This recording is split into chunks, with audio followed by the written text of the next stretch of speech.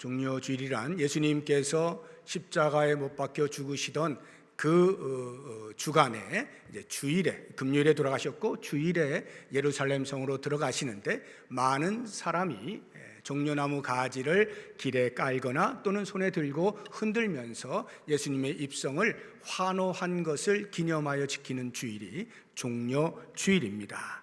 이 종려주일, 예수님이 예루살렘 성에 입성하실 때의 장면을 오늘 본문의 말씀 첫 절 28절에서 이렇게 표현하고 있습니다. 예수께서 이 말씀을 하시고 예루살렘을 향하여 앞서서 가시더라. 예루살렘을 향하여 앞서서 가셨다 하는 말의 의미는 예수님의 십자가로 가는 그 길이 예수 그리스도의 자발적인 의지에 의하여서 진행된 것이다 하는 것을 우리에게 말씀하고 있어요. 이것을 잘 보여주고 있는 성경 구절이 있습니다. 우리 마태복음 26장 39절을 보겠습니다. 조금 나아가서 얼굴을 땅에 대시고 엎드려 기도하여 이르시되, 겟세마네 동산에서 기도하시는 장면입니다. 내 아버지여, 만일 할만하시거든 이 잔을 내게서 지나가게 하옵소서. 인간 예수로서의 십자가에서 당할 고통에 대한 주저함이죠. 죄 없는 자로서 죄인으로 낙인시키는 그 자리에 있는 것이 불편한 것입니다. 그러나 나의 원대로 마시옵고 아버지의 원대로 하옵소서 하고는 자신의 그런 인간적인 연약함을 내려놓고 나를 보내신 아버지의 뜻대로 내가 순종하겠습니다 하고 자발적인 의지를 동원하여서 십자가의 길을 걸으시는 그러한 모습을 볼 수가 있어요. 그것이 바로 예루살렘을 향하여 앞서서 가셨다는 말씀의 의미입니다. 이렇게 예수님께서 예루살렘 성에 들어가실 때에 누가는 오늘 본문을 통하여서 두 가지의 대조적인 장면을 연이어서 우리에게 보여주고 있습니다. 그 첫 번째 장면은 환호와 함께 입성하시는 예수님입니다. 29절부터 40절까지 나오는 말씀이 환호와 함께 입성하시는 예수님을 보여주고 있고요. 그 다음에 그와 대조되어지는 장면으로서 예수님이 예루살렘 성에 가까이 다가가서 예루살렘을 바라보면서 우셨다 하는 것인데, 눈물과 함께 입성하시는 예수님 41절에서 44절까지 그 내용을 기록을 하고 있습니다. 이렇게 두 다른 대조되는 장면을 기록한 것은 누가가 유일합니다. 예루살렘 입성에 관련해서는 마태, 마가, 누가, 요한복음, 사복음서 전체가 공히 기록을 하고 있지만 이렇게 예루살렘 성을 바라보고 눈물을 흘리셨다라고 하는 부분은 오직 누가만이 기록을 하고 있어요. 여기에는 분명히 누가의 의도가 숨어 있다는 것을 알 수가 있습니다. 그러면 우리가 그것이 무엇인지를 한번 살펴볼 텐데, 먼저 환호와 함께 입성하시는 예수님에 대해서 우리가 묵상을 해보겠습니다. 많은 무리가 환호를 하였습니다. 그 이유가 무엇입니까? 마치 이런 거예요. 여러분들 영화를 보시게 되면 로마의 장군들이 원정을 가서 전쟁에서 승리하고 돌아오면서 말을 타고 쭉 타고 오고 그 부하들도 같이 들어오고 그 뒤로 포로들이나 또는 전리품들을 가지고 이렇게 들어오는 개선 행렬을 보시죠. 그러면 백성들이 양쪽으로 쭉 줄을 서서 열렬히 환호하는 그러한 모습과 유사하게 많은 무리가 예수님의 예루살렘 입성을 지금 환호를 하고 있는 거예요. 그런데 다른 것이 있다라고 하면, 앞선 로마 장군의 개선은 전쟁에서 승리하여서 박수를 쳐주고 있는 것이고, 지금 예수님이 들어오시는 것은 앞으로 하실 것에 대한 기대를 가지고 박수를 치고 있는 거예요. 37절을 한번 보십시오. 이미 감람산 내리막길에 가까이 오심에 제자의 온 무리가 자기들이 본 바, 과거에 본 바 모든 능한 일로 인하여 기뻐하며 큰소리 하나님을 찬양했다라고 기록을 하고 있죠. 그런 걸 보게 되어지면 예수님이 행하신 일을 보고 박수를 치고 환영을 한 것처럼 느껴지지만, 실제로 그들이 박수를 친 것은 그렇게 과거에 예수님이 보여주셨던 기적들, 능력들, 그것을 기억하고 이제 우리 민족을 위하여 해방을 시켜주시겠구나 하는 미래에 대한 기대감을 가지고 지금 박수를 치고 있다 하는 것입니다.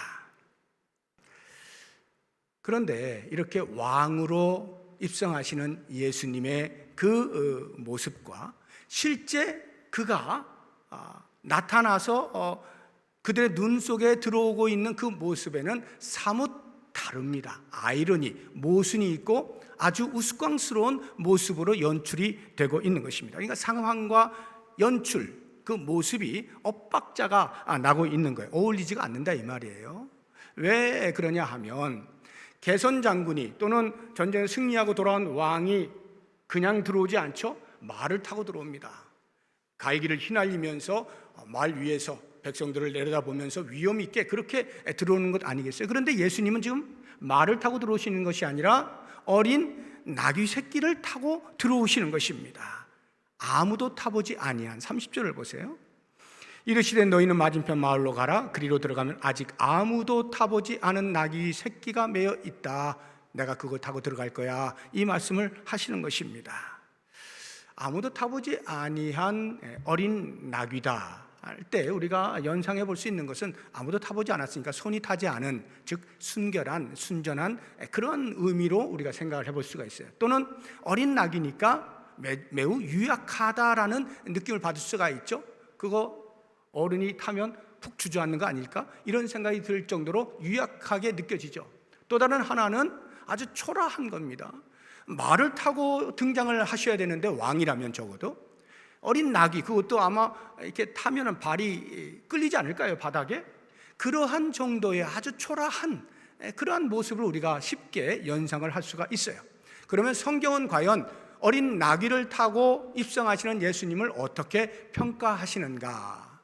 과거 선지자가 이 장면에 대하여 예언을 해놓은 말씀이 있어요. 스가랴 선지자인데요, 9장 9절 10절을 한번 보겠습니다. 시온에 따라 크게 기뻐할지어다. 예루살렘에 따라 즐거이 부를지어다. 보라, 내 왕이 내게 임하시나니 그는 공의로우시며 구원을 베푸시며 하고 그 뒤에 보시면 겸손하여서 나귀를 타셨다 이렇게 돼 있죠. 나귀를 타심을 성경은 겸손으로 표현을 하는 겁니다. 겸손을 상징하는 것이다 하는 거예요. 그 다음 10절을 보시게 되면 또 다른 하나의 상징이 있는데, 내가 에브라임의 병거와 예루살렘의 말을 끊겠고 전쟁하는 활도 끊으리니 그가 이방 사람에게 화평을 전할 것이요. 나귀를 타고 들어오시는 그것은 예수 그리스도의 평화를 상징한다라고 성경이 평가를 하고 있는 것입니다.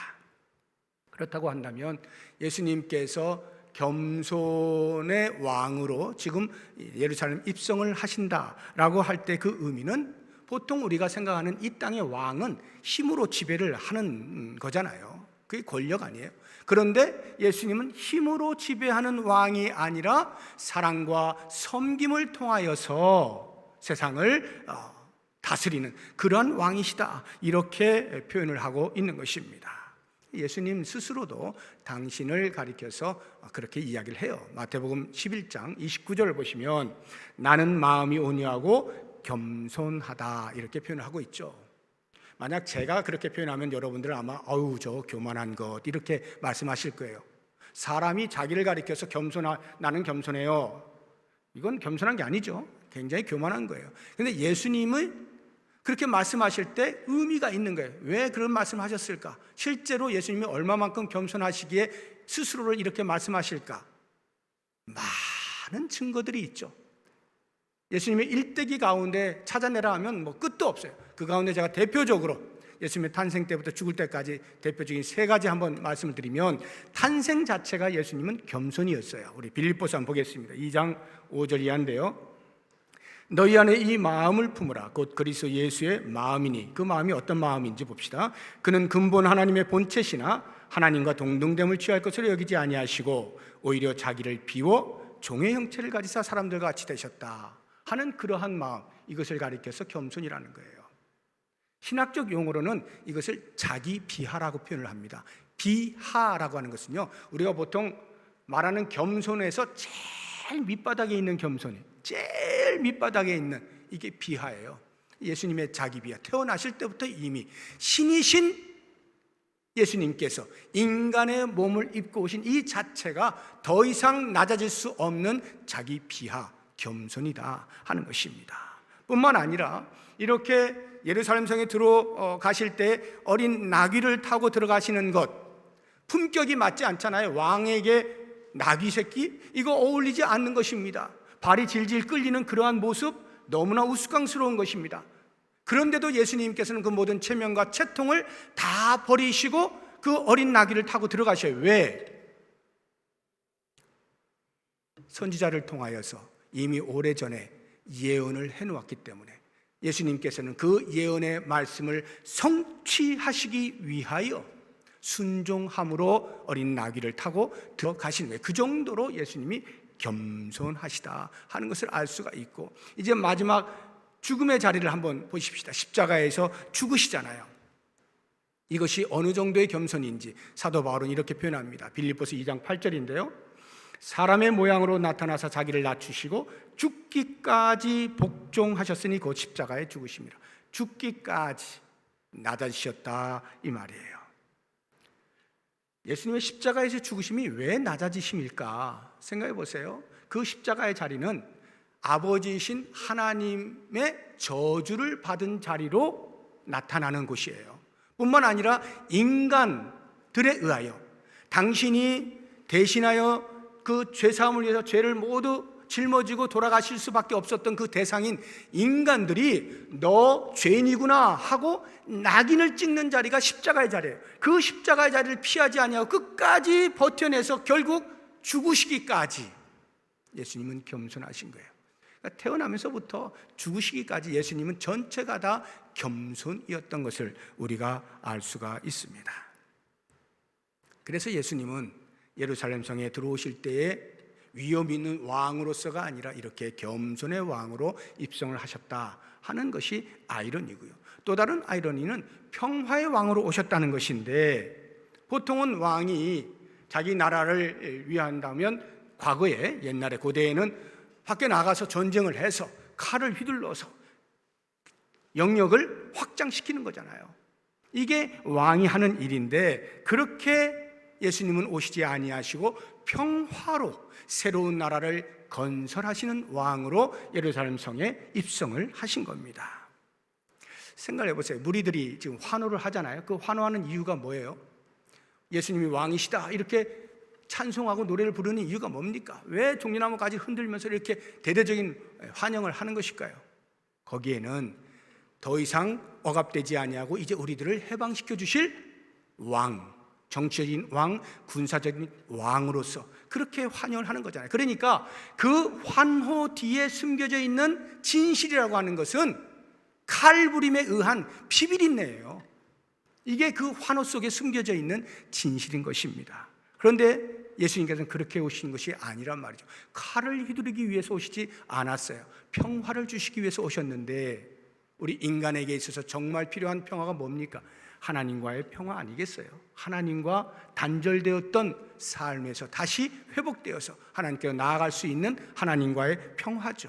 로마서 5장 1절을 보시게 되면, 그러므로 우리가 믿음으로 의롭다 하심을 받았으니 우리 주 그리스도로 예수 그리스도로 말미암아 하나님과 화평을 누리자. 예수 그리스도의 십자가의 죽으심, 그것을 통하여 우리가 하나님과 화평하게 되었다 하는 것입니다. 과거 구약 시대에도 이스라엘 백성들이 하나님과 화평케 되어지는 일시적인 일들이 있었어요. 그것은 제사 제도를 통해서 하나님이 마련해 놓으신 겁니다.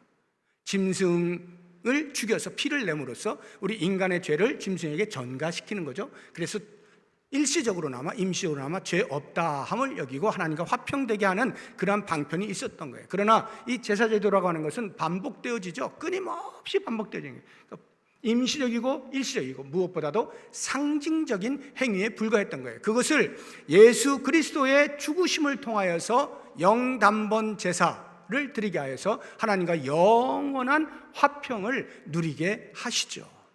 하나님과 영원한 화평을 누리게 된 것이 바로 십자가, 그리스도께서 예루살렘 성에 입성하셔서 하신 일이다 하는 것입니다. 그런가 하면 예수님께서는 사람과 사람 사이의 죄로 인하여서 갈라지고 찢어지고 갈등과 충돌이 있고 싸움과 다툼이 있고 심지어 전쟁들이 있는 그러한 관계를 다시금 회복시켜서 하나 되게 만드시는, 사람과 사람 사이의 평화를 위해서 이 땅에 오신 것이죠. 우리 에베소 2장을 한번 보겠습니다. 14절 15절인데요. 그는 우리의 화평이시다. 여기 우리는 유대인들과 유대인들이 생각하는 유대인 외에 다른 모든 사람들은 이방인이다라고 하는 그 이방인들, 유대인들은 하나님을 섬기는 자들로서 우리 외에는 다 사람도 아니야 이렇게 여기고 있는 이 반목, 그 우리의 화평이신지라 둘로 하나를 만드사 원수된 것 곧 중간에 막힌 담을 허시고 자기 육체로 허시고 법조문으로 된 계명의 율법을 폐하셨으니 이는 이 둘로 자기 안에서 한 세 사람을 지어 화평하게 하셨다 하는 것입니다. 그래서 예수 그리스도를 믿는 믿음 안에서 모든 사람은 더 이상의 차별이 없어요. 유대인이냐 이방인이냐 종이나 자유자나 남자나 여자나 차별이 없어요. 그리고 그리스도 안에 모여있는 우리 모든 사람들은 다 한 가족이 되어져서 더 이상의 갈등이나 충돌을 일으키지 아니하고 싸움을 하지 않아요. 가족끼리 서로 싸우면 좋지 않은 가족이죠. 가족끼리 화평한 것이 마땅한 거 아니겠습니까? 그런 면에서 그리스도께서 이 땅에 오신 것은 우리 모두로 새로운 가족 되게 하여서 화평을 이루게 하십니다 하는 것이고, 또 다른 하나의 화평이 있다고 한다면 그것은 우리의 영혼의 평화예요. 우리가 예수를 믿는다라고 해서 일반 사람들이 겪는 그런 고난이나 역경들을 피해갈 수 있는 게 아니에요. 태평성대를 만나게 되는 것 아닙니다. 똑같이 고난의 풍파를 맞이할 수밖에 없어요. 그러나 다른 것이 있다고 한다면 그리스도 안에서 우리가 진정한 평화를, 영혼의 평화를 누릴 수 있다는 거예요. 왜냐하면 예수님께 주신 평화는 이 땅이 주는 일시적으로 잠깐 누리는 그런 기쁨이나 평화와 다르기 때문에 그렇습니다. 우리 요한복음 14장 27절 보겠습니다. 평안을 너희에게 끼치노니 곧 나의 평안을 너희에게 주노라. 내가 너희에게 주는 것은 세상이 주는 것과 같지 아니하니라. 너희는 마음에 근심하지도 말고 두려워하지도 말라 해서, 비록 우리도 동일하게 고통을 당할 수가 있고 역경을 만날 수가 있지만 그 가운데에서 흔들리지 아니하는, 잠식되지 아니하는, 우리의 영혼을 침범하지 못하는 진정한 평화를 그리스도 안에서 누리게 되어지는 거예요. 다시 말하면 그리스도 안에서 영원토록 누리게 될 저 천국의 삶을 이 땅에서 그리스도를 믿는 믿음으로 말미암아서 일시적이지만 불완전하지만 선험할 수가 있는 거예요. 천국의 삶을 맛볼 수가 있다 이 말이에요. 이것이 그리스도께서 예루살렘 성에 들어오신 목적이고 우리에게 그러한 평화를 허락해 주신 것입니다. 환호 속에 입성하신 예수님을 우리가 묵상하면서 이와 같은 것들을 생각한다고 하면 이제 그와 대조되어지는 눈물과 함께 입성하신 예수님을 한번 생각을 해보죠. 예수님께서 예루살렘 성에 가까이 오셔서 바라보니까 눈물을 흘리시게 된 거예요. 예수님이 공생의 기간 동안에 눈물을 흘리셨다라고 하는 표현은 성경에 3번 찾아볼 수가 있습니다. 기록되어진 것으로, 하나는 나사로 죽었을 때 오셔서 눈물을 흘리셨다 이렇게 표현해 놓고 있고요. 겟세마네 동산에서 기도하실 때 복음서에서는 땀방울이 핏방울처럼 땅에 떨어졌다 이렇게 표현을 해 놓았지만 히브리서 5장 7절을 보게 되어지면요, 그가 자기의 구원을 위하여서 통곡과 눈물로 간구하고 호소하였다 이렇게 표현을 해놓고 있어요. 얼마나 많은 눈물을 흘리셨는지 몰라요. 그리고 마지막 3번째가 오늘 우리가 보고 있는 이 예루살렘 성에 입성하실 때 성을 바라보면서 우신 겁니다. 첫 번째와 두 번째, 나사로 죽었을 때 우신 것과 또 겟세마네 동산에서 눈물을 흘리신 것은 인간 예수로서 우신 거예요. 인간 예수로서. 근데 이 3번째에 예루살렘 성을 들어가시면서 바라보시고 눈물을 흘리신 것은 만왕의 왕이신 신으로서 눈물을 흘리신 거예요. 신 예수가 눈물을 흘리신 겁니다. 왜 다른 복음서에서는 없는 것을 이 누가만이 자기의 복음서를 기록하면서 이렇게 예수님이 눈물을 흘리셨다라고 기록을 하고 있을까? 왜 대조하여서 똑같이 예루살렘 성을 들어가고 있는데 한편에서는 환호하는 소리가 있고 또 다른 한편으로는 눈물 흘리는 모습이 있는가? 누가의 생각은 이거죠. 예루살렘 성의 입성이란 환호하고 소리 지르고 찬송할 일이 아니라 눈물을 흘려야 할 상황이다, 눈물을 흘려야 할 때다라고 하는 것을 알게 하고 싶은 거예요. 그러면 왜 예수님께서는 예루살렘 성을 바라보면서 눈물을 흘리셨을까? 예루살렘의 영적인 타락, 쇠락 때문이죠. 예루살렘은요, 다윗 시대에 다윗 왕이 헤브론에서 수도를 예루살렘으로 옮겼어요. 그리고 그 예루살렘에다가 성전을 지을 수 있는 모든 준비를 하고 그 아들 솔로몬으로 하여금 성전을 짓게 만들죠. 예루살렘 성전, 예루살렘에 있는 거예요. 이 이야기는 하나님께서 임재하시는 도시다, 하나님께서 다스리시는, 통제하시는 도시다 하는 것을 상징적으로 보여주는 그 장소가 예루살렘인 거예요. 그런데 그 하나님의 다스리심이 역사 속에서 이스라엘 백성들이 점점 희석되어져 가면서 하나님의 다스리심을 볼 수가 없어요. 예수님 당시에 얼마나 그들이 영적으로 타락했느냐라고 하는 것을 단면적으로 보여주고 있는 것이 오늘 우리가 읽은 44절 이후 45절부터 나타나고 있는 성전 청결 사건을 통해서 금방 알 수가 있어요. 얼마나 영적으로 타락했으면 예수님이 성전에 들어가서 노끈으로 채찍을 만들어 가지고 그 모든 것들을 다 쓸어 엎어버리셨을까? 그 성전 청결 사건을 통해서 우리는 그 당시에 예루살렘에 있는 모든 사람들, 종교 지도자들을 포함한 모든 백성들이 얼마나 영적으로 타락했는지를 한 번에 알 수가 있는 것입니다. 그런가 하면 예수님께서 눈물을 흘리신 것은 유대인들의 무지와 오해 때문에 눈물을 흘리시는 거예요. 예수님이 이 땅에 오신 목적이 뭡니까? 메시아를 맞이하지 않은 그들을 심판하시기 위해 오신 것 아니잖아요. 그들을 구원하시기 위하여, 죄 가운데에 빠져있던 그들을 건져내시기 위하여 이 땅에 참 빛으로 오셨잖아요. 그런데 그 메시아를 눈앞에 두고도 바라보지 못하고 믿지 못하고 오히려 대적 삼아서 십자가에 못 박아 죽여라 이렇게 외치는 그 유대인들을 바라볼 때 자기 백성들의 그 무지와 오해에 대하여 예수님이 얼마나 기가 막혔을 거예요. 너희들 살리겠다고 내가 오고 있는데 너희들 지금 뭐 하고 있는 거냐? 기가 막힐 일이죠. 눈물을 흘리지 않으실 수가 없는 것입니다. 그런가 하면 그래서 저들이 회개하지 아니하고 메시아를 영접하지 아니함으로 인하여 임하게 되어질 미래의 심판, 그것을 예수님이 바라보시면서 눈물을 흘리지 않으실 수 없었던 거예요. 그들이 받게 되어질 미래의 심판이라는 게 뭡니까? 오늘 말씀해 보면 43절과 44절에 이렇게 기록하고 있습니다.